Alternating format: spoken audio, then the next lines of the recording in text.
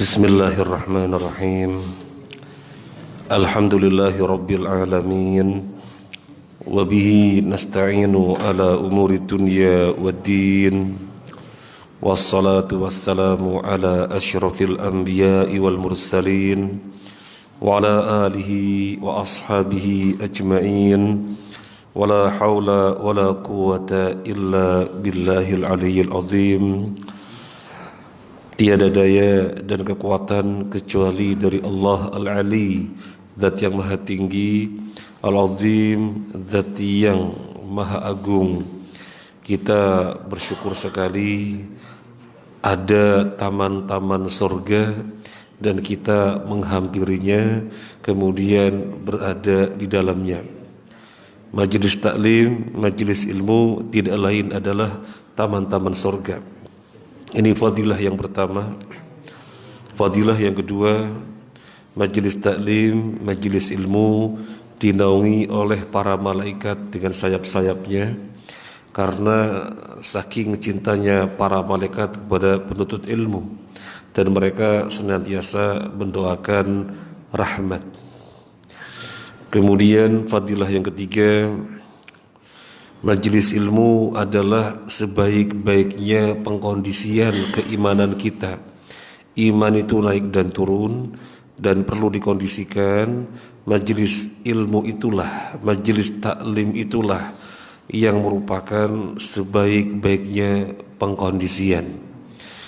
Ketika kita melihat fenomena-fenomena yang kita memandangnya perkara mengherankan, mereka menjual agama kayak santai-santai saja. Mereka menjual akidah kayak santai-santai saja. Mereka agamanya dilecehkan, tenang-tenang saja. Dan perkara-perkara kemungkaran yang lainnya, itu bentuk iman yang turun. Karena memang iman itu naik dan turun. Dan majelis taklimlah sebaik-baiknya pengkondisian, sehingga insya Allah kita tidak akan seperti mereka. Kita tidak akan seperti mereka, karena kita sadar betul iman naik turun. Maka perlu dikondisikan. Perlu dikondisikan, dijaga. Ma'asyiral muslimin rahimakumullah, kajian kita tafsir surat Al-A'raf. Yang lalu kita sampai ayat 100. Sekarang kita melanjutkan ayat 101.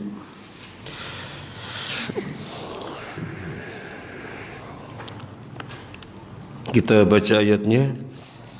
A'udzu billahi minasy syaithanir rajim. Tilkal qura naqussu 'alaika min anba'iha. وَلَقَدْ جَاءَتْهُمْ رُسُلُهُمْ بِالْبَيِّنَاتِ فَمَا كَانُوا لِيُؤْمِنُوا بِمَا كَذَّبُوا مِنْ قَبْلُ كَذَلِكَ يَطْبَعُ اللَّهُ عَلَى قُلُوبِ الْكَافِرِينَ. Apakah belum jelas bagi 101? Itulah negeri yang telah kami binasakan itu. Kami ceritakan sebagian kisahnya kepadamu.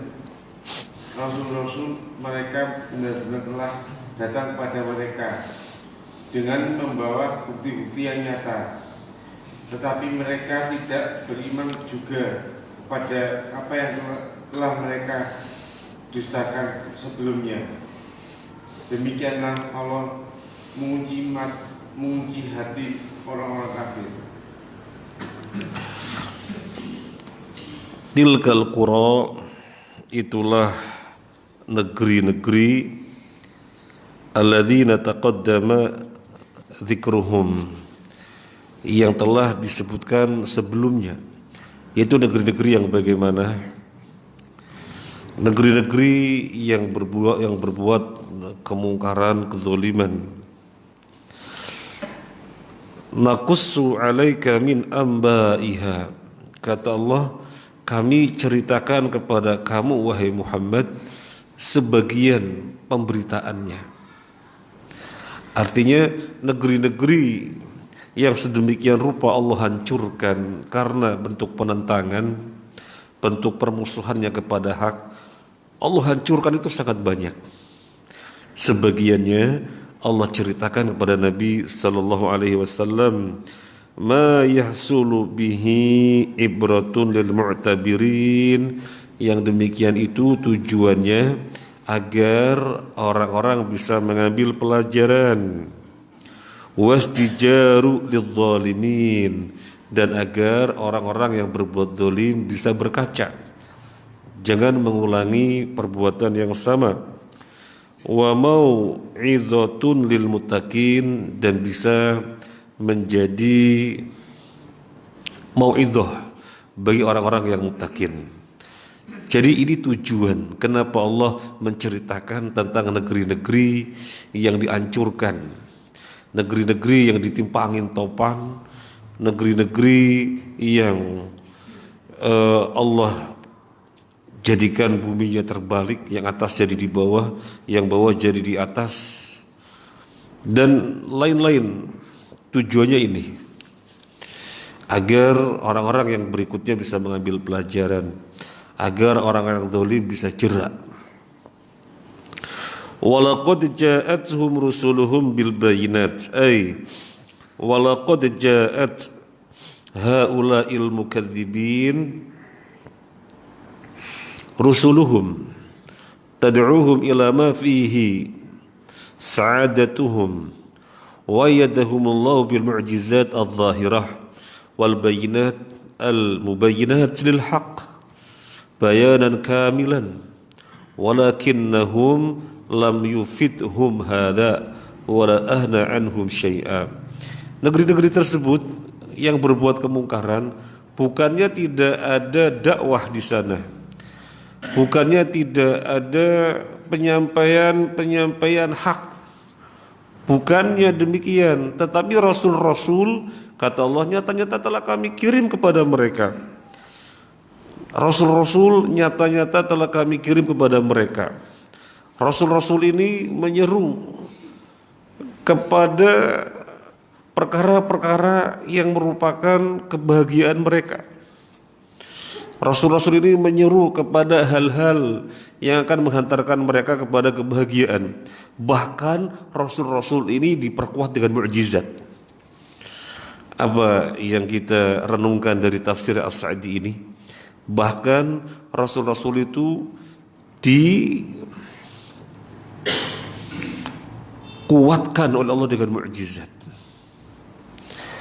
Orang yang berjumpa dengan Nabi kemudian menyaksikan mukjizat yang ada pada Nabi, maka tidak ada celah bagi dia untuk mengingkari kebenaran yang dibawa oleh Nabi. Enggak ada celah. Berjumpa dengan Rasul yang diutus dan melihat mukjizatnya, maka sesungguhnya tidak ada tempat berlari dari kebenaran yang disampaikan. Karena mukjizat ini, orang pasti berkesimpulan ini mesti Nabi, ini mesti utusan Allah. Gak mungkin perkara besar tersebut dibikin oleh dia, dan tidak ada unsur-unsur sihir, tidak ada, pasti ini Nabi. Jadi mesti kesimpulannya seperti itu, pasti kesimpulannya seperti itu. Mana bisa Nabi Musa seorang diri, kemudian Fir'aun mendatangkan tukang sihir yang jumlahnya sangat banyak sekali, kemudian tukang sihir itu semuanya sujud kepada Tuhannya Musa, Allah Azza wa Jalla, dan membenarkan bahwasanya Musa pasti Nabi. Jadi diakui sendiri adalah tukang sihir. Gak mungkin Musa ini perbuatan sihir, tidak mungkin. Gak mungkin yang ada pada Nabi Musa alaihissalam itu bagian dari ilmu sihir. Gak mungkin. Jadi diakui oleh seluruh tukang sihir.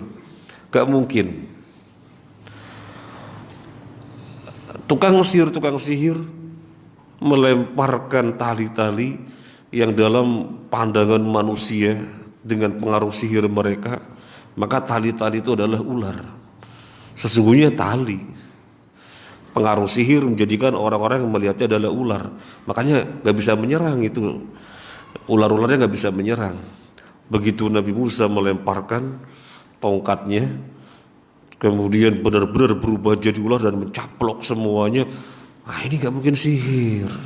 Sehingga tukang sihir semuanya mengakui ini pasti Nabi, ini pasti Rasul. Nah, itu mukjizat.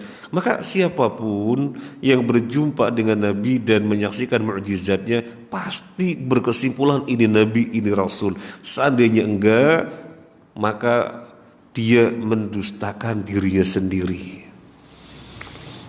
Dia mendustakan dirinya sendiri. Makanya di sini Syekh As-Sa'di mengatakan itu negeri-negeri yang Allah hancurkan, bukannya dakwah tidak sampai kepada mereka, bukannya tidak ada rasul nyata-nyata dikirim kepada mereka, bahkan dengan mukjizat yang dibarengkan bersama rasul-rasul, tapi tetap saja mereka angkot uang, angkot alot, kolot, bolot, sehingga kebenaran gak bisa masuk.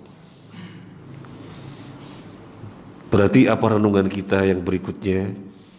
Apa renungan kita dari mengkaji tafsir ini? Hidayah itu mahal. Hidayah itu mahal. Nyata-nyata bertemu mukjizat, melihat mukjizat, pasti kesimpulannya ini Rasul.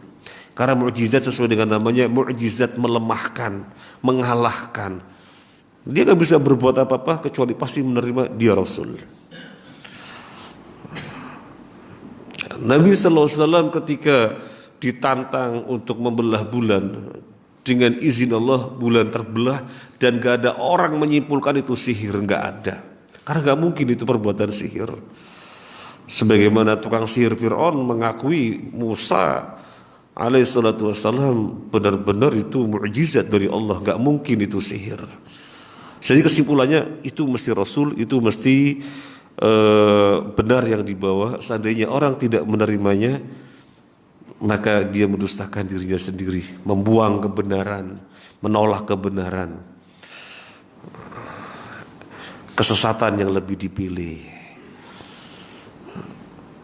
kehancuran abadi di akhirat nanti yang dia pilih.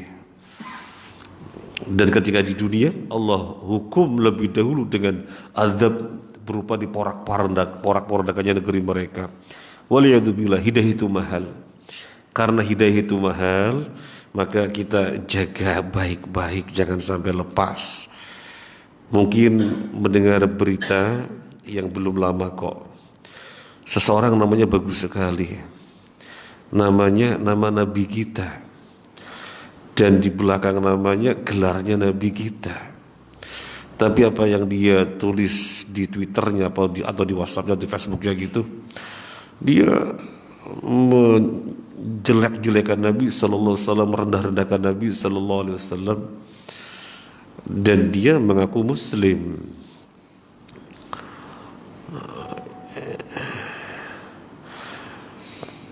Ini kenapa gak kuat mempertahankan hidayah?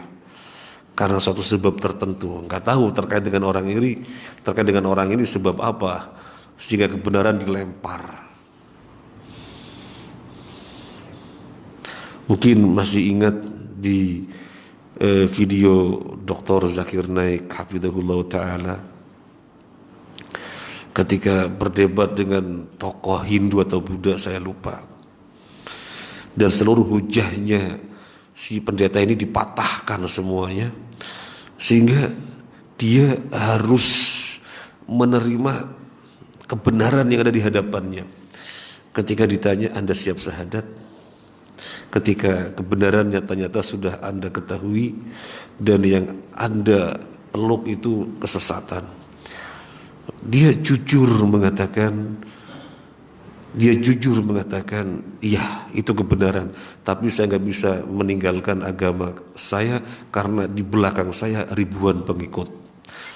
Nah, jadi kebenaran dibuang demi popularitas. Ada yang kebenaran dibuang demi harta dan yang lainnya ada. Waliyadzubillah. Makanya di sini sesuatu yang mengherankan. Bukannya Nabi nggak diutus ke sana, bukannya dakwah nggak ada di tengah-tengah mereka, ada. Bahkan Rasul diutus kepada mereka dan dengan mukjizat.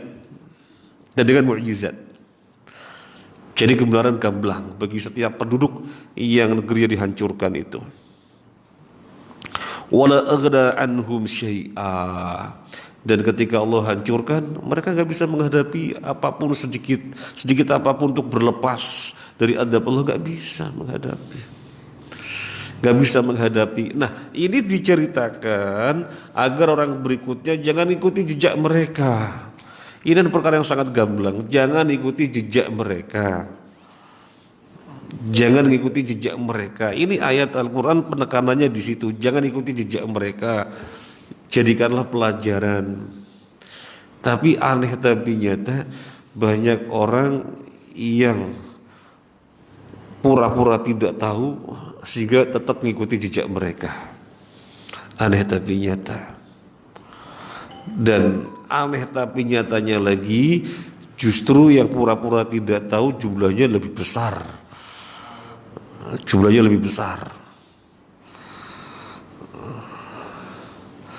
Karena orang yang sesat lebih besar daripada orang yang lurus.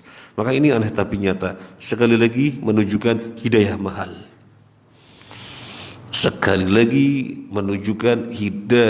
mahal. Maka jangan main-main dengan hidayah. Sudah didapatkan, dipertahankan dan ditingkatkan. Jangan main-main.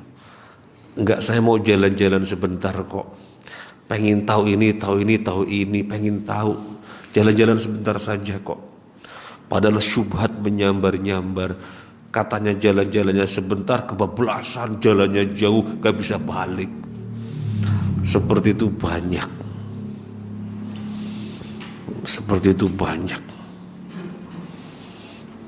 Nah, fama kanu liyu'minu bima kadzabu min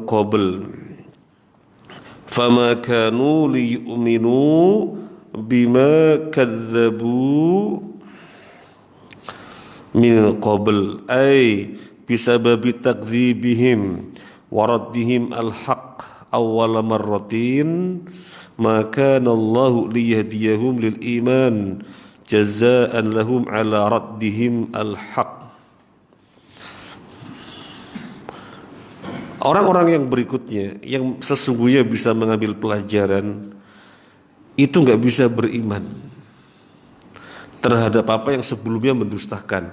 Orang-orang sebelumnya kan mendustakan, makanya diazab. Kalau mereka beriman tidak diadab, tapi mereka mendustakan maka diadab. Orang-orang yang setelahnya gak bisa beriman pula. Ngikut-ngikuti tidak beriman, ngikut-ngikuti mendustakan. Syekh As-Sa'di mengatakan ini disebabkan karena pendustaan mereka di awal maka akan melahirkan pendustaan yang berikutnya, sehingga Allah tidak memberi hidayah mereka.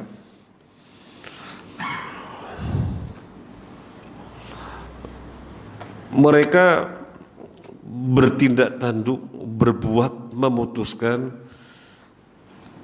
azasnya adalah mendustakan.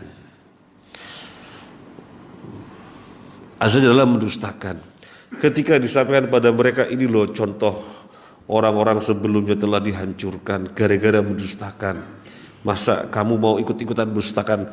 Masa kamu mau ikut-ikutan mendustakan seperti mereka? Jawabannya iya, ikut seperti mereka mendustakan. Artinya lebih memilih mengikuti mereka mendustakan, bukan keimanan, bukan ketaatan.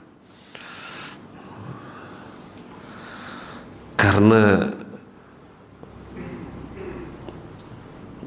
hidayah sudah tertutup. Kata Syekh Sa'di, maka Allahu liyahdiyahum lil iman. Allah tidak menunjuki mereka hidayah kepada keimanan, sudah tertutup. Soalnya azasnya adalah mendustakan. Gara-gara azasnya adalah mendustakan, maka akan melahirkan mendustakan yang berikutnya kebenaran gak bisa dilihat. Ini kan sama dengan orang munafik yang di awal-awal surat Al-Baqarah. Sama dengan orang munafik yang di awal-awal surat Al-Baqarah.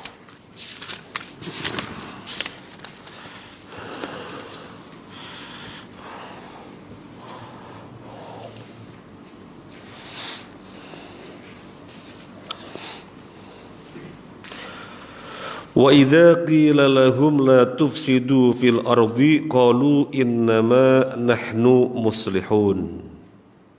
Apabila dikatakan kepada mereka, janganlah kalian membuat kerusakan di muka bumi, mereka membantah. Apa kata mereka?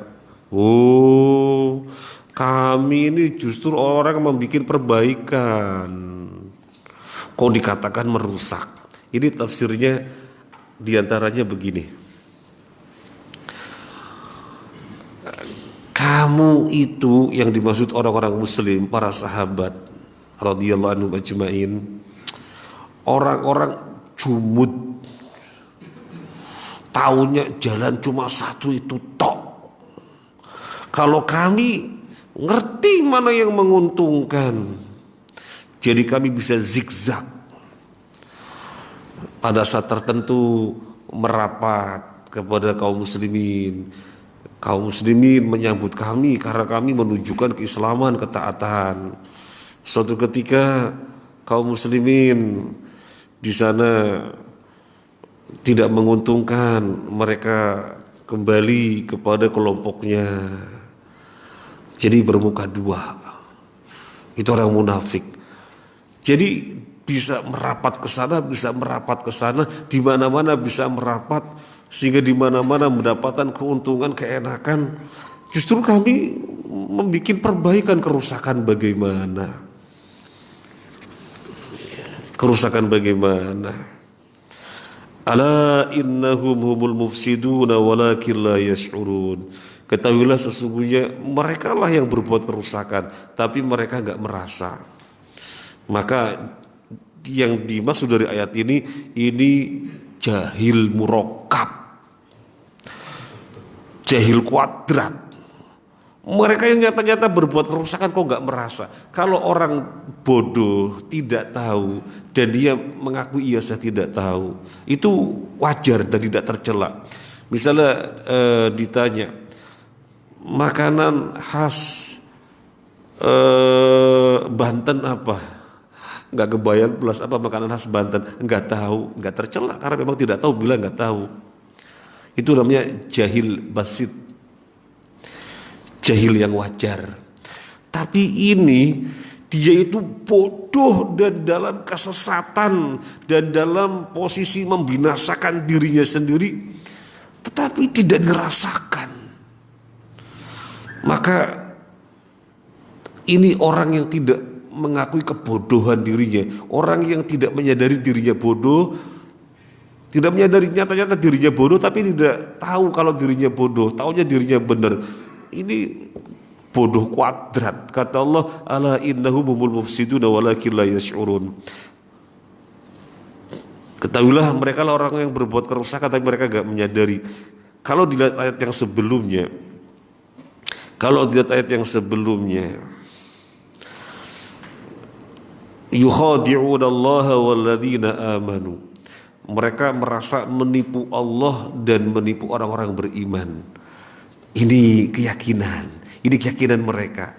Kenapa mereka terus-terusan seperti itu?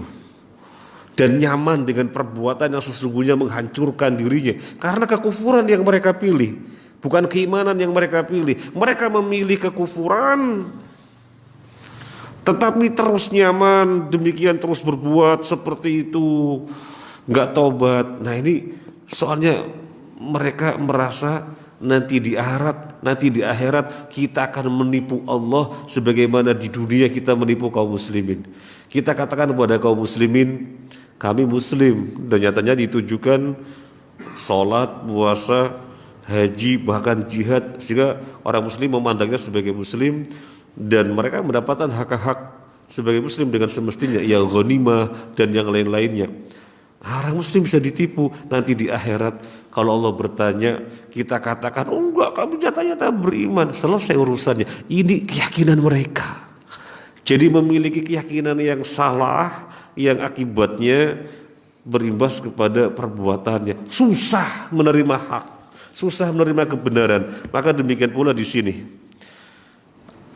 Orang-orang kafir terdahulu karena azas di dalam berbuat itu mendustakan, maka akan melahirkan perkara-perkara mendustakan berikutnya. Apa renungan kita? Apa renungan kita dari mengkaji ayat ini? Bagian dari ayat ini, renungan kita adalah kita orang-orang yang beriman, alhamdulillah, jangan pernah bercampur dengan keraguan-raguan. Kita orang-orang yang beriman, alhamdulillah, jangan pernah bercampur dengan keraguan-raguan, karena nanti hasilnya sesuai dengan kita bertolak. Bertolaknya iman bercampur keraguan, nanti hasilnya juga begitu.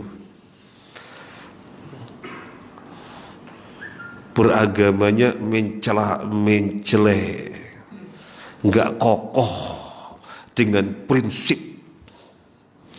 Soalnya startnya keimanan yang bercampur dengan keraguan. Sebagaimana orang munafik startnya di dalam beragama adalah dua muka. Maka ya hasilnya sebagaimana startnya bagaimana. Demikian pula kita jangan pernah bercampur keimanan dengan keraguan. Kata Allah A, kata Allah B, syariat yang Allah turunkan melalui Nabi A sampai Z, AA, BB, CC, DD, ZZ, sudah nggak ada abu-abu. Nggak boleh ada keraguan. Dan Allah berpesan, innamal mu'minuna alladzina amanu billahi wa rasulihi thumma lam yartabu. Dalam surat Al-Hujurat, wahai orang-orang yang beriman, innamal mu'minuna, sesungguhnya orang-orang yang beriman itu orang-orang yang meyakini Allah dan Rasulnya, thumma lam yartabu, dan gak ada keraguan. Mereka gak ada keraguan, bahaya. Nanti hasilnya seperti ini, kata Syekh As-Sa'di, soalnya dari awal mereka mendustakan. Ketika nyata-nyata datang hak untuk menerima hak gak bisa, malah didustakan juga. Didustakan juga. Nah, kemudian ayat ini ditutup, kadzalika yatba'ullahu ala qulubil kafirin. Kadzalika yatba'ullahu ala qulubil kafirin. Demikianlah Allah mengunci hati-hatinya orang kafir. Udah dikunci, udah selesai. Mata nggak bisa melihat kebenaran, telinga nggak bisa mendengar kebenaran, hati nggak bisa memahami kebenaran. Allah kunci. Ayat semacam ini banyak, jadi nggak perlu kita ulangi lagi. Mengunci di sini, mengunci syariah apa kauniyah? Mengunci di sini Allah kunci. Makanya karena Allah kunci, mereka nggak bisa menerima kebenaran. Apakah kita kemudian mengatakan, ya salahnya Allah, kenapa dikunci? Coba kalau nggak dikunci bisa menerima kebenaran. Mereka tidak bisa menerima kebenaran soalnya Allah kunci, makanya nggak bisa. Apa kita memahami demikian? Nah, itu pemahaman yang keliru. Mengunci di sini bukan mengunci syariah, tapi mengunci kauniyah. Mengunci kauniyah.